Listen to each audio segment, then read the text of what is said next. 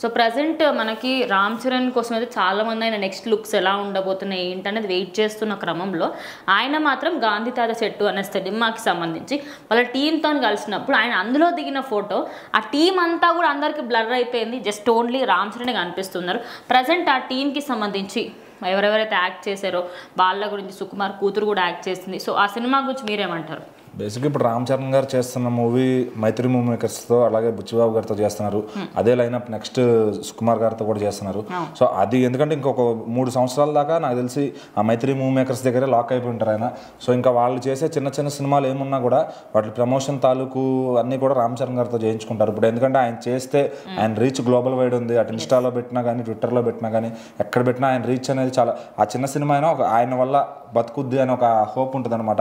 ఎందుకంటే ఇప్పుడు పెద్ద హీరోలు ఇట్లా ఒక చిన్న సినిమా మీద చెయ్యేస్తే దానివల్ల వాళ్ళ ఫ్యాన్స్కి తెలిసి ఆ సినిమాని వాళ్ళ ఫ్యాన్స్ కూడా మన హీరో సపోర్ట్ చేశాడరా అని దాన్ని ప్రమోట్ చేయడం, ఆ సినిమాకి వెళ్ళడం లాంటివి చేస్తూ ఉంటారు. సో ఆ విధంగానే ఇప్పుడు మైత్రి మూవీ మేకర్స్ వాళ్ళు అంటే వాళ్ళు డైరెక్ట్గా ఇన్వాల్వ్ అయిపోయినా వాళ్ళు చేసిన సినిమా అని చెప్పొచ్చు. సుకుమార్ గారు అంటే ఇంకా మైత్రి వాళ్ళ డైరెక్టర్ అయిపోయాడు ఆయన. సో వాళ్ళ కూతురు గాంధీ తాత చెట్టు అని ఒక సినిమా చేసిందనమాట.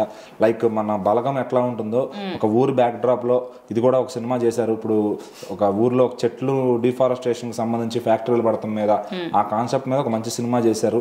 సో అది చూసిన వాళ్ళందరూ కూడా చాలా మంచి రివ్యూస్ ఇస్తున్నారు అనమాట.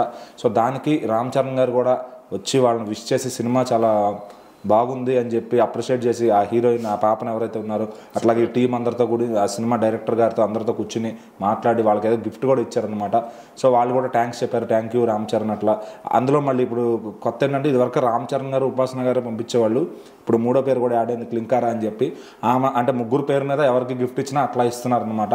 సో ఇదొక మంచి కల్చర్ అని చెప్పొచ్చు. వాళ్ళు ఇండస్ట్రీలో ఎవరెవరైనా వాళ్ళ క్లోజ్డ్గా కానీ వాళ్ళు ఒక సినిమాని విష్ చేయాలన్నా ఒక గిఫ్ట్ పంపించి, ఒక మర్చెండైజ్ లాంటిది ఏదైనా పంపించి విష్ చేస్తారు. సో ఈ సినిమాని మర్చెండైజ్ ఇవ్వడమే కాక వీళ్ళు కూడా వెళ్ళి రామ్ చరణ్ గారు ఉన్న ప్రజెంట్ లుక్తోనే వెళ్ళి కలవడం జరిగింది. సో ముందు ఆయన లుక్స్ గురించి కూడా సోషల్ మీడియా అంతా ఫుల్గా మాట్లాడుకుంటున్నారు. ఎందుకంటే ఒక థిక్ బియర్డ్, కొంచెం లాంగ్ హెయిర్, ఎప్పుడో మగధీర టైంలో చూసారు ఆయన అట్లాగా. సో ఇప్పుడు ఆ లుక్స్ చూస్తుంటే నిజంగా బుచ్చిబాబు గారికి అందరూ కూడా దండం పెడుతున్నారు ఫ్యాన్స్ అంతా. చాలా మంచి లుక్ ఇచ్చారని చెప్పి. సో మరి RC16 ప్రీ లుక్ అని కూడా ఇప్పుడు మనం చూసి మాట్లాడుకోవచ్చు. ఖచ్చితంగా March 27 అయితే ఫస్ట్ లుక్ రాబోతుంది. అది ఎలా ఉంటుంది, బుచ్చి గారికి ఇంకెన్ని ప్రైజెస్ పడతాయో చూద్దాం.